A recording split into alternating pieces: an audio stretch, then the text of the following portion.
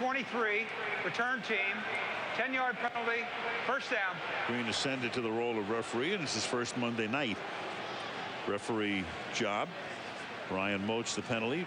Andy Reid, well, it's 5 times now he has trailed by 10 or more points in the first quarter, but the only time he was able to win one of those games was at Kansas City back in early October. Yeah, I wonder if that's not part of that losing Super Bowl hangover syndrome. I'm not sure what happens to those teams after they lose the Super Bowl, but the next year they sure aren't very good. It's amazing, and we'll detail it shortly, but here goes McMahon rolling to the outside. Of course, that abounds at the 14, and that'll be the end of the first quarter here in Philadelphia. End of 1. The Seattle Seahawks, best record in the NFC, 14, and the Philadelphia Eagles, nothing. Monday Night Football back after this message and the words from our ABC stations.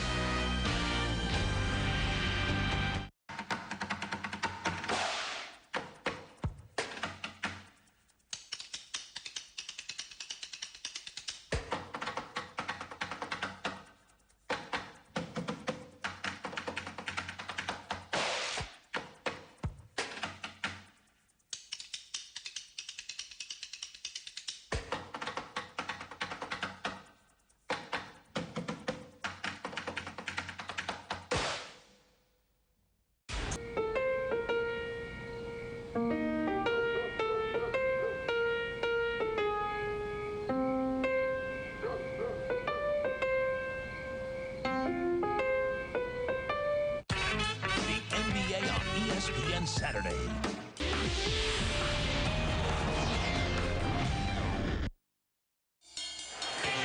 Back in Philadelphia, Al Michaels, John Madden, Sam Ryan. Monday Night Football. Hot start for the Seattle Seahawks on top, 14-0.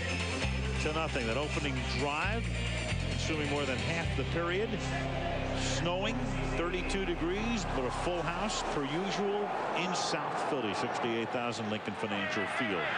Second down and 3. Eagles from the 15-yard line. This is Westbrook going nowhere. John was talking about that Super Bowl hangover, and boy, it's all truth and no fiction. The Giants in 2001 under 500. The Rams, after they lost to New England, dropped to 7-9. The Raiders dropped to 4-12 after they went. Carolina to 7-9, and now you've got Philadelphia, John, at 5-6.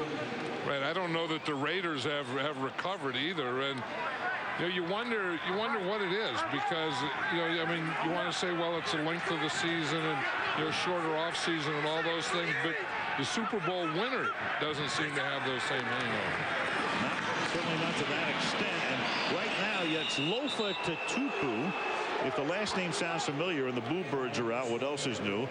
Mosi is his father. Mosi Tutupu, longtime Patriot, played with the Rams a little bit as well. He went to USC, did Lofa, starting rookie middle linebacker, and he's done a great job this season. Yeah, and the coaches love him because he's on the field all the time. He makes all their calls, all their line adjustments, all their stunts. He's the quarterback of that defense. Now the 43-year-old Landetta lines up. His first punt was 38 yards. Sean into the snow-filled air, has it fair caught by Jimmy Williams at the 46-yard line. Two coaches who go all the way back, with Mike Holmgren hiring Andy Reid in Green Bay, helping to lead to Andy getting the job here. And they go all the way back to Brigham Young, when Reid was a graduate assistant and Holmgren was on the staff of Lavelle Edwards, and he was in charge of the graduate assistants. Yeah, and he said he knew right then that Andy Reid was going to be a special coach. He said because he was smart, and he had good management skills. He was organized, and he threw another thing in there that I'm not sure he did. He said he was funny. That he is. And the pass is incomplete, intended for Bobby Ingram. Brian Dawkins breaks it up. When Holmgren was at Green Bay, take a look at some of the guys in this picture and what's happened here. I mean, you've got Andy Reid, of course, is now here in his 7th season. John Gruden went to Oakland, now to Tampa, has won a Super Bowl. Steve Mariucci just recently fired in Detroit. Dick Duran took over for Mariucci there, and he was in Chicago. And then Ray Rhodes was the coach here for 4 years, with Reid taking over after Rhodes got fired in the '98 season. 2nd and 10. Alexander across the 50 to the 49-yard line. Let's check in with Sam Ryan. And you know, Al, the perfect guy to talk about the similarities between Andy and Mike. Eagles assistant head coach Marty Mornhinweg, who worked with both men as an assistant in Green Bay. Marty told me Mike was his quarterback's coach in high school, taught him how to play the game. Andy helped teach him about coaching. He said the structure is very similar. They start, they finish meetings pretty much the same way. The organization, he said they're the same guy there. The difference is the emotion. Andy is calmer on the sideline. Mike wears his emotion on his sleeve. A little bit more than Andy does, but it's funny that split screen we had them a minute ago as Hasselbeck rolls and is under pressure and he gets it away, but it's incomplete, intended for Bobby Ingram along the sideline. They almost look like they had morphed into each other, but the way they're bundled up and the glasses and the way they call the plays with the card in front of the microphone. Right, and when they talk, they talk the same. They have the same expressions, and you could darn near close your eyes and not be exactly sure which one you were talking to. But it's interesting, their play cards, Andy Reid's has a lot more plays on it than Mike Holmgren's. Tom Ruin, his punt. Bearcats signaled, but letting it go is Mahe. And Seattle will cover it up and pin Philadelphia pretty deep with 12:34 to go in the opening half. Crowd already unhappy. Seattle 14, Philadelphia nothing.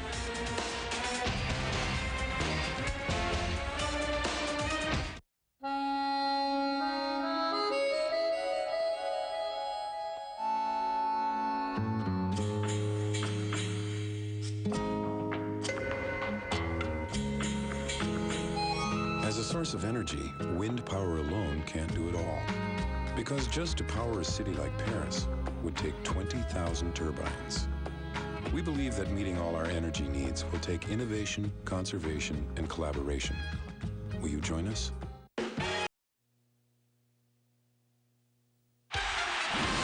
Under the lights, in the snow. He's going to wait, and he's going to wait. Here's Bobby Ingram right here. And that is intercepted, and nobody's going to catch him. And that man who intercepted and ran it back 70 yards is out of the game right now. That's Andre Dyson, who they're telling us has shortness of breath, so he's on the bench. Kelly Herndon is already hurt. They're minus him. Jordan Babineau comes in to take Dyson's spot at one of the corners, and it's 1st and 10 for McMahon and company from the 7-yard line. Line does its job. McMahon does his job, and it's Rutgers to Rutgers as L.J. Smith makes the catch and is tackled up at the 32-yard line by Mark Van Manuel. You know, we were talking about protection of the Seattle Seahawks. This is pretty good protection here by the Philadelphia Eagles. Last time they had the ball down there, Andy Reid went 3 straight runs. This time he comes out in a pass, and if you have protection like that and a guy can get open like L.J. Smith, you can throw the ball all night on this defense. Well, that secondary right now, Herndon hurt, Dyson on the bench, and of course Ken Hamlin suffered a fractured skull in a fight in downtown Seattle outside the bar about a month and a half ago, so he's gone for the season. 1st and 10 from the 34-yard line. McMahon going deep, and it is knocked away at the last moment. Trufant got his right arm in front of Greg Lewis. Crowd wants a flag. They don't get one. I don't know if they should want a flag or Greg Lewis just fighting for the ball a little more. You know, that, you know, I would hate to go back to Terrell Owens, but that's what, I mean, those are the types of things that he would do. I mean, that ball is in the air. You have to go get it. I mean, I think that Greg Lewis has as much chance. I mean, you got to fight. You got to get your right shoulder in there, push off a little, use your body to get in a little better position to make that catch to help your quarterback out. Didn't do it, and it's 2nd down and 10 now. They started the game 3 out of 7 for 51 yards. Short drop, intercepted again, and going all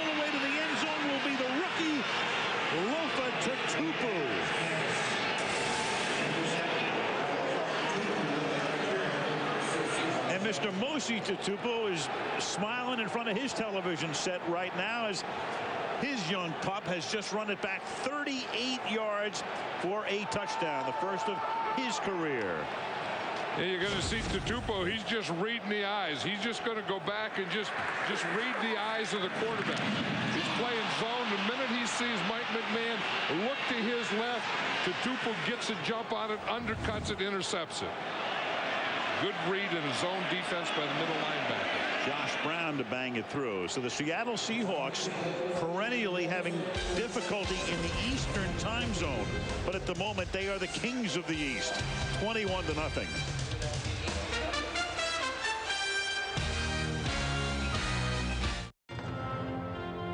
Relive another great moment on ESPN. It's the biggest day of racing in America, the fabled Indianapolis 500. Difficult to capture for the most savvy veteran drivers, more difficult for a young 26-year-old gunning for his first checkered flag at the Brickyard at Indianapolis. But Elio Castroneves defied the odds and won the big race, climbed the catch fence, and the legend of Spider-Man was born. A celebration of sports memories from around the globe. Great moments on ESPN. Next weekend on the Disney Company, Monday Night Football, Saints-Falcons from Atlanta, Mike Vick and company. Brett Favre in action on Sunday night on ESPN, Lions-Packers from Green Bay. 21-0. Seahawks on top, trying to go to 10-2. Trying to win their 8th straight game. Dexter Wynn feels the kick. From the 12, he brings it back out to the 28-yard line. Here's Sam Ryan.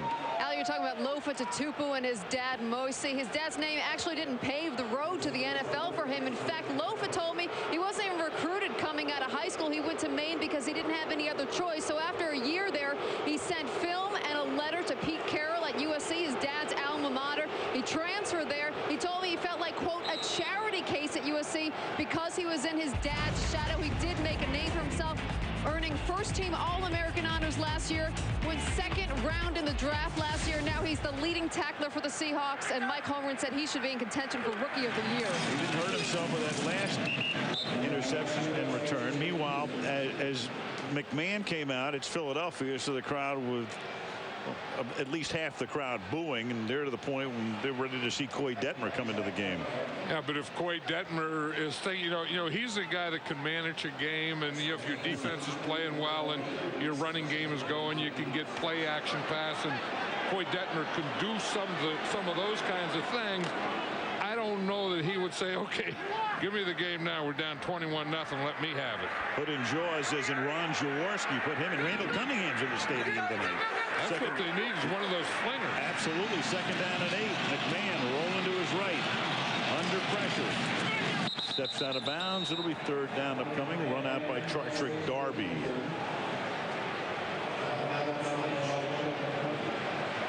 Yeah, you know, you talk about Chartrick Darby, and he's one of those guys that has a good motor too. And I don't know if this Seattle defense is really good enough to be a championship defense, but I know that they have a lot of guys with good motors. Grant Wistrom is that kind of guy. Bryce Fisher is that guy. Chuck Darby is that guy. We talked about Tatupu. You know, I mean, he's that kind of guy. And you know, once you get guys playing like that, playing fast, playing hard, good things can happen, even though you are inexperienced a little. Third down and 4.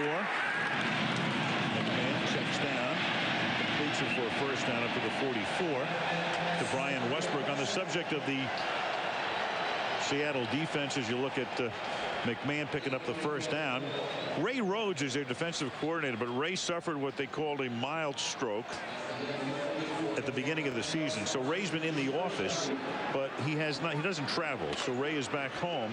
John Marshall was their linebackers coach. They've now made John the defensive coordinator in Ray's absence, and he takes care of the Seattle defense in the absence of Rhodes, the ex-Philadelphia coach. And the best to Ray, and we hope his recovery goes very well as Westbrook picks up a couple right here. Right, and you say Ray is there for the meetings and the preparation, but not only is he not at the games, but they also don't let him go in the practice field. Right, and that's Mike Holmgren. That's his choice, and you don't fool around these days. And the coaches are stressed out anyway. I don't have to tell you. And well, you're the only coach who's not. You figured it out a long time ago. You got off the field. You got off airplanes. It's perfect. Second down and 8. McMahon going deep over the middle, and that's incomplete. But it is a tough business now, and I will say that it's a lot tougher for these guys than it was when I coached with this, salary cap and these high salaries and free agency and all these things that these coaches have to deal with. It's very, very difficult. And then you're held up to the candle every day on talk radio, in the newspapers. I mean, it's incessant. And then Mike Holmgren says something about officiating last week, and then they fine him, and then they tell him he can't talk to the officials in New York for 2 more weeks. Cost him $10,000. And McMahon will go down. He gets sacked here by Leroy Hill. We talked about the rookie Tatupo. Leroy Hill is a rookie from Clemson. Jamie Sharper hurt, so he gets a chance to start here and gets the sack. Right, Hill, you're going to see him right up the middle. He's just coming. He's right there in that A gap, standing right there, and the ball snaps. And he just blows through the hole.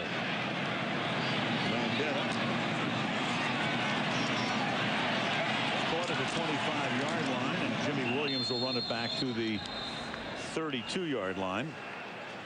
Flag down.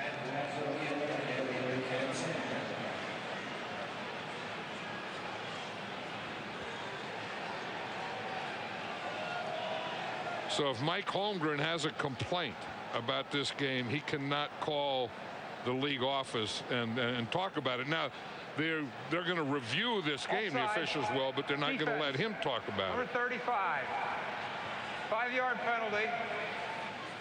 I'm not sure I know that means anything, because they're not going to change anything. The coaches, a lot of administrators will talk to the league office during the weeks, send them the tape or whatever, discuss certain plays. And it's pretty well known that, from time to time, the one thing about the league, and Mike Pereira in particular, he's a very honest guy. The officials blow something, he'll normally tell the coach, because it's pretty evident. I mean, everybody's seen it on television. As Green goes over with Holmgren here. But Mike said, I should have been more circumspect in what I said. First down. That always happens in this league. After the game on Monday and Tuesday, complain, and then they have to apologize on Wednesday and Thursday. And that's after they won the game.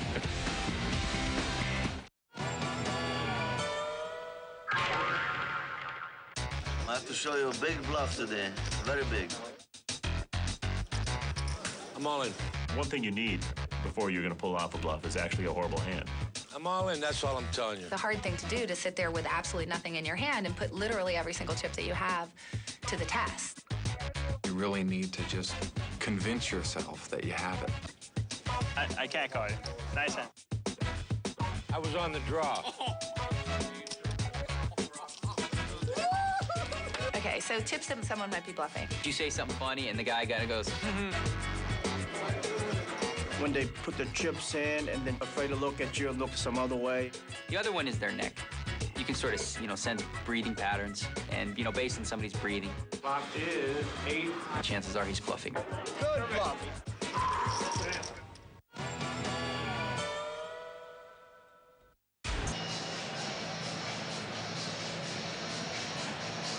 Mike Holmgren's team on top 21-0 over Andy Reid's Philadelphia Eagles. 8:29 to play in the opening half. Great start for Seattle. Their offense on the field right now. 33-yard line. Hasselbeck hands the ball. Alexander bounces it outside, but from no gain and another penalty.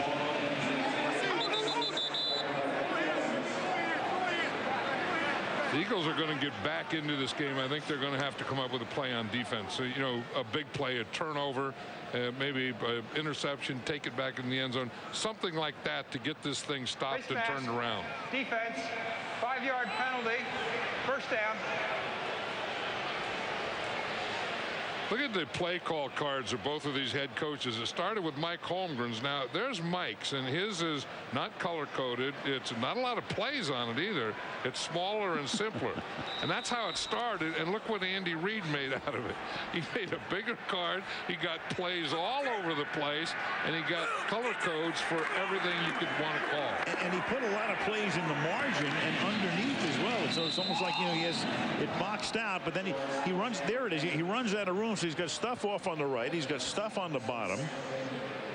He's going to need every one of those calls tonight to get back in the game. Yeah, and that thing is about twice the size of Mike Holmgren's.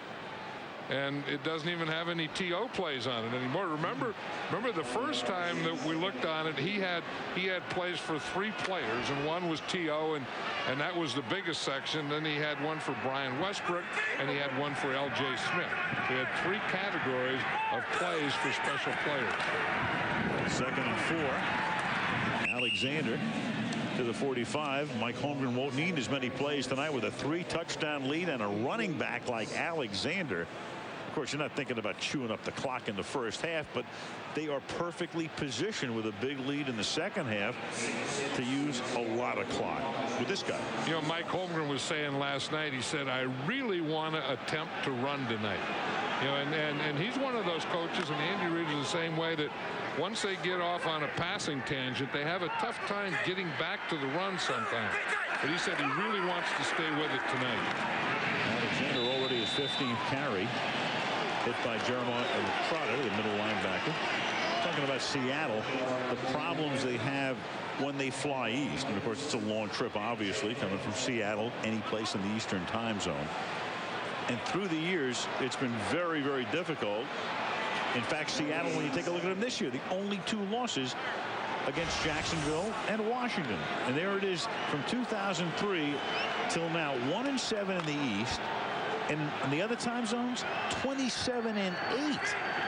Go west, young man, said Horace Greeley, and stay there. Well, you know what it is? They play, all those losses were 1 o'clock games, and it's tough to play a 1 o'clock game on the East Coast.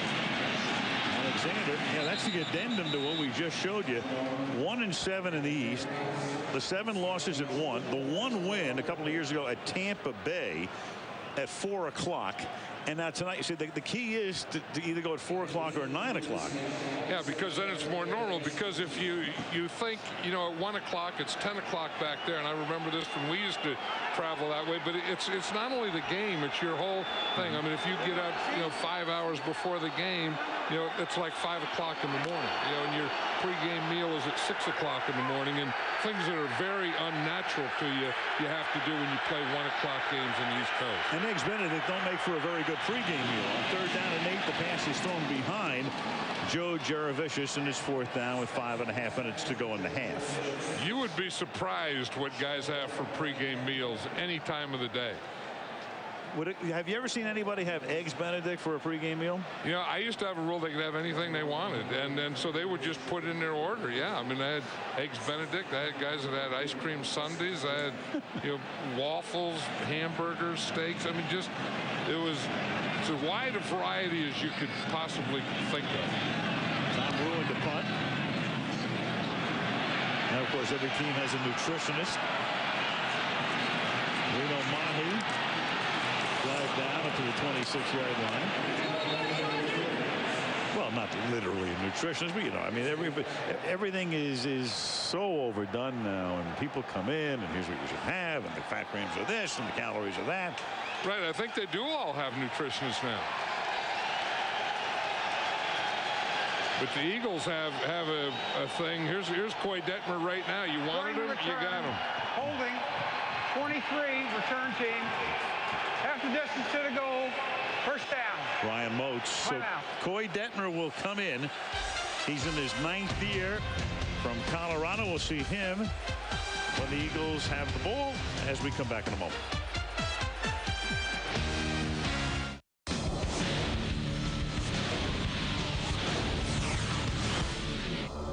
Horning sets a tough screen. And coming up, he threw Jason Williams off. Beautiful backdoor. And Haslam with the gorgeous bounce pass. 1st and 10 from the Redskin 41. First overtime possession. LaDainian Tomlinson. He sneaks by Washington, breaks it free, and the San Diego Chargers have won in overtime. A 41-yard touchdown run. PHE. Quick move to the basket and throws it behind the back. 40 at New England on a Monday night 3 weeks ago. And Manning will go right to the air. And Manning going for 6. And he has a wide open Harrison. And that's the way the undefeated Indianapolis Colts begin the game. With an 80-yard touchdown. It's Harrison. Only one adjective to describe that. Ugly. 2 interceptions, both returned for touchdowns. 3 punts. McMahon's on the bench. Detmer's in the game. And Coy Detmer, the backup to McNabb, since Donovan got here, will hand the ball off as they pick up some breathing space here, breathing room. Westbrook picks up about 6. We saw Detmer come into a game when McNabb got hurt in 2002 on a Monday night in San Francisco and turned in a phenomenal performance. And then before that night was over, John, as we recall, a dislocated elbow, and A.J. Feely finished out that season. Right, he threw those 2 touchdowns, dislocated the elbow, but I remember he was on the horse trailer that game. I mean, that was one of the best games that I've ever seen Coy Detmer play. Detmer's pass, and that's deflected, and that's intercepted by Michael Boulware. He's inside the 10, and he comes that close to a 3rd run back for a touchdown. So a deflected pass, and it's now 1st and goal on the pick by the safety. And we talk about Tutupu and the things that he's done. We saw him intercept a pass. We've seen him make tackles. And watch, he's going to be the guy that makes the deflection here. He starts back here. He's reading the tight end. He just gets underneath L.J. Smith as he turns the ball, hits him right in the shoulder, bounces up, and then goes to Boulware for the interception. Lofa Tutupu has been something special here in this first half. I mean, not only, you know, his reads on the run, you kind of expect that again from a college middle linebacker, but he's had excellent pass reads. Can Alexander get his 21st touchdown of the season? Yes, he can. 21 touchdowns, all on the ground for Sean Alexander. Priest Holmes with the NFL record of 27. And this place is in shock right now, and Jim Johnson was right. You know, they're balanced right and left, but when they get down here and they really need it, and he's going to score touchdowns, most of the time it'll be running to his left.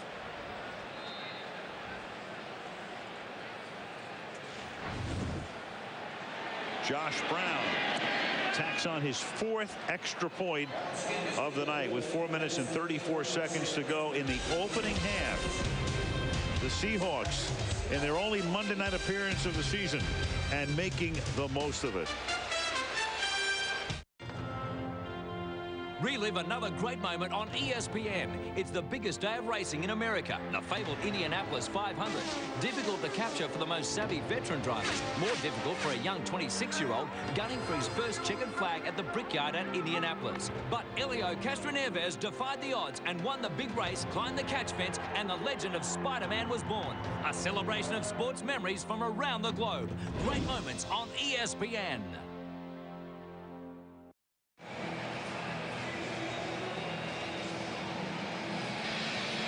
Lofa Tutupu with the interception for a run back. Deflection that led to another interception.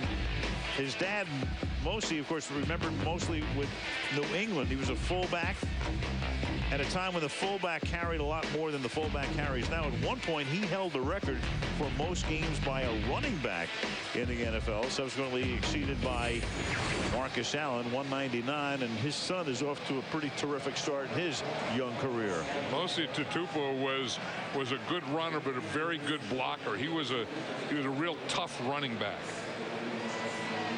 And you can see how a running back like Moseeeee could have a son that plays linebacker like that.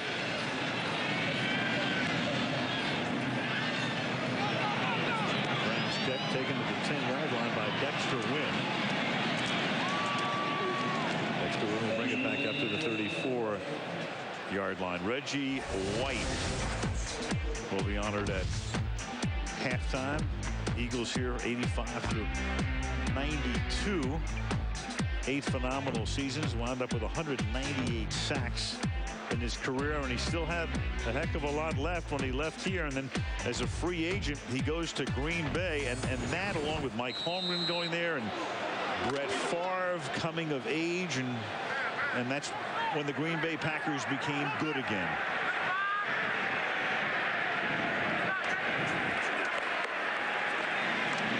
Denver throwing. 7-yard gain for Westbrook. John, I think about that as maybe being the most important free agent signing since they went to this form of free agency years ago. Yeah, I think, you know, that's when you could tell that free agency was in and the game is going to change. And I always thought of Reggie White as a Philadelphia Eagle, Joe Montana as a San Francisco 49er. When Reggie White became a Green Bay Packer, Joe Montana became a Kansas City Chief. I said this football is going in a different direction. And that's knocked away. And I think the thing with Green Bay, too, in those years when nobody really knew how free agency would play out, everybody thought nobody's going to want to go to Green Bay. That's a place coaches threaten to waive you to. And then when Reggie White decides he'll go to Green Bay and it'll be cool to play up there, and he proved that it was, I think he brought a lot of other people in his wake. Right, to Wisconsin. He did more for players wanting to go to Green Bay than anyone else, including management, coaches, whatever. As you say, if it was good enough for Reggie, it's good enough for me. 3rd down and 3. Swings it out to the flat. Westbrook stays inbounds, close to a 1st down. Tutupu makes the tackle there. Going to mark it right to where that yellow line. That's one thing about Tutupu. He's a sideline to sideline guy, isn't he? I mean, if you run, he's going to be there. If you pass, he's going to be there. He has great instincts and great reading. And then he has the speed to go with it. You see him read, and then just go right down the line and then be able to finish it and make the tackle at the end. He's pretty good. Well, they talked about him in preseason. They're going to be short of a 1st down here. Mike Holland telling us we did a preseason game. I think he was hurt that night, but Mike was saying, and the crowd wants the Eagles to go for it. That's why you have booing here. Right, and they started to put the kick team out, and they called them back. So the fans started to boo. The kick team was running out. Fans started to boo. They just stopped and came back, and the offense stayed in there.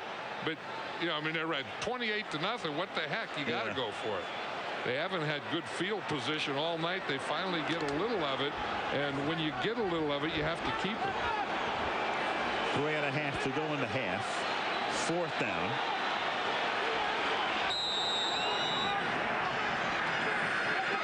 Westbrook is offset in the backfield, and it's a sneak. And Detmer, well, Seattle says he doesn't have it, but it appears he does. You know, Reggie White had a move, Al, that no one else had at the time. It was called a hump move. And, you know, Howie Long kind of took it and started to do it. But watch what he'd do. He'd just take his inside arm and just knock that tackle right out of the screen. And you say, who's that tackle? That tackle was a pretty good one. It was Larry Allen. Yeah, that's an amazing shot. I mean, Larry Allen's going to wind up in the Hall of Fame probably. Larry Allen bench presses 700 pounds. You talk about strength. Number 44. Detmer throws that one behind Westbrook. Well, the fans in this stadium and the old stadium, Veterans Stadium, have not experienced a game like this in a long time. And you know, you hope they don't experience a lot more. This is ugly, and I mean, they just can't get anything going offensively, and then they have turnovers, and they really can't stop Seattle much. Although Hasselbeck looked like he's kind of put this thing in neutral. But the weather's great. Seahawks won here in '98. That was Ray Rhodes' last season. And he went to Green Bay for a year. Caught by Westbrook. They'll take that ball into Seattle territory to the 47-yard line with 2.5. Leroy Hill making the tackle. That's the thing that the Eagles like about Brian Westbrook is he's a running back who you can put all over the place. And that time he was lined up outside down here as a wide receiver. And when he goes out there, he's as good as a wide receiver. I mean, he runs a slant as well as any wide receiver. 3rd and 1 now. From the 47-yard line, and Westbrook will not get it. That'll take us to the 2-minute warning. I'm sure Reed will go for it here. 2 minutes to play in the first half. Nothing to lose for Andy and company, because Seattle has just been dominant in the first half. 28-0 Seahawks.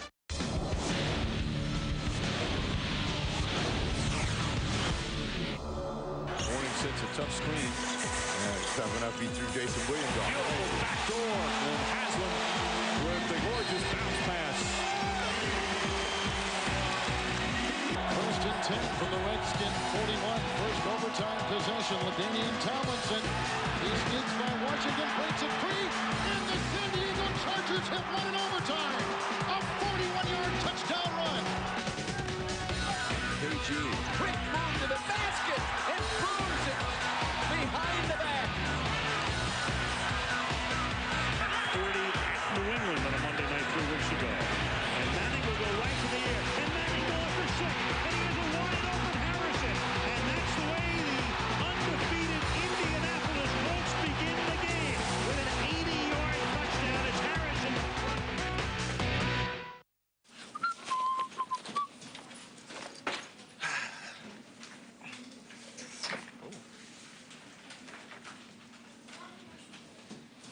Scott? Did you possibly switch chairs with me? No, not me. Are you sure? Yeah. Good luck finding your chair, LeBron. Okay. Okay.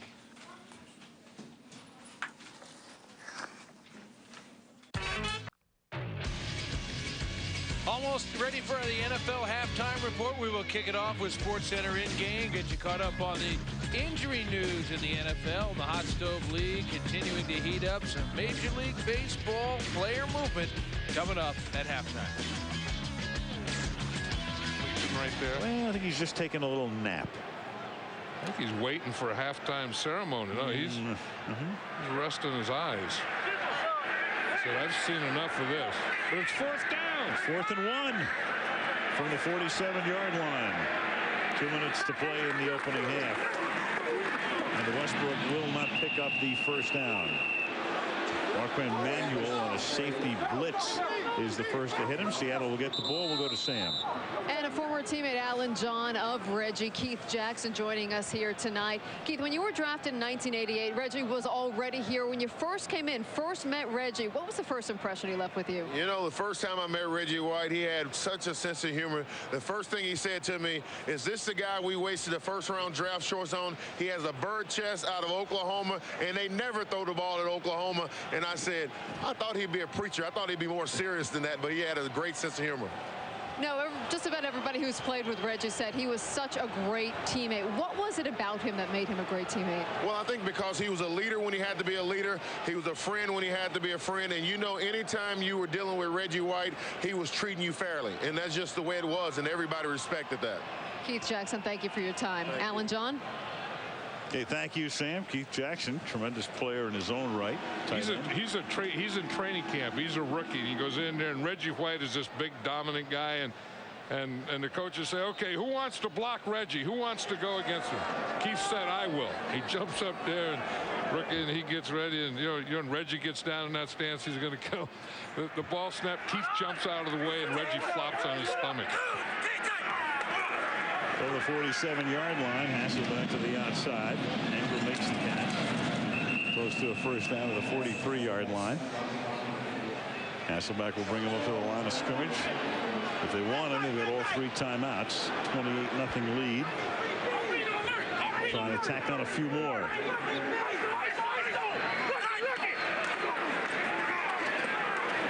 Alexander to the 45-yard line.